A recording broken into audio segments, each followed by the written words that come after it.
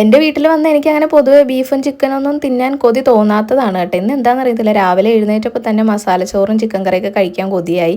അങ്ങനെ ചിക്കനൊക്കെ വാങ്ങിച്ചതേ ഞാൻ കറി വെക്കുവാണ്. ചോറും കറിയൊക്കെ ഞാൻ തന്നെ കേട്ടോ വെച്ചത്, ഉമ്മ എല്ലാം ഇങ്ങനെ അടുപ്പിച്ച് തരുമായിരുന്നു. നോർമലി എല്ലാവരും വെക്കുന്ന പോലെ തന്നെ കേട്ടോ വെക്കുന്നത്. ചൂടുവെള്ളമാണ് ഞാൻ ഈ ഒഴിച്ചു കൊടുക്കുന്നത്. പിന്നെ റെസിപ്പിയൊന്നും ഞാൻ ഷൂട്ട് ചെയ്തിട്ടില്ല. പിന്നെ ആവശ്യത്തിലേറെ കിഴങ്ങിട്ടിട്ടുണ്ട്.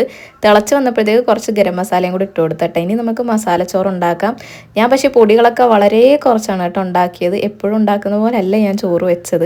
അപ്പോൾ മസാലച്ചോറിൻ്റെ റെസിപ്പി ഞാൻ ഓൾറെഡി എൻ്റെ വീഡിയോയിൽ 2-3 പ്രാവശ്യം പോസ്റ്റ് ചെയ്തിട്ടുണ്ട്. ഞാൻ താഴെ എന്തായാലും ടാഗ് ചെയ്ത് കൊടുത്തേക്കാവേ. അങ്ങനെ ചോറും കറിയൊക്കെ സെറ്റായി. ചോറിൻ്റെ ലുക്ക് കണ്ടില്ലേ? സാധാരണ ഞാൻ ഉണ്ടാക്കുമ്പോൾ വളരെ കളർഫുള്ളായിട്ടാണ് ഇരിക്കുന്നത്. പക്ഷേ ഇപ്രാവശ്യം ഞാൻ പൊടികൾ കുറച്ചിട്ടത് കൊണ്ട് തന്നെ കളർ അത്ര ഇല്ലായിരുന്നു കേട്ടോ.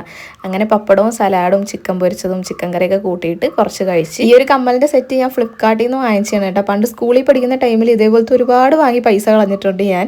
അന്നൊക്കെ ഒരു ജോഡിക്ക് 20 കൊടുക്കണമായിരുന്നു. പക്ഷേ ഫ്ലിപ്കാർട്ടിൽ നല്ല റേറ്റ് കുറവിലാണ് കാണിക്കുന്നത്. എന്തായാലും ടാഗ് ചെയ്ത് കൊടുത്തേക്കാം. ഞാൻ സ്കൂളിലും കോളേജിലും വർക്കിനൊക്കെ പോകുന്നവർക്ക് ഹെൽപ്ഫുള്ളാവും.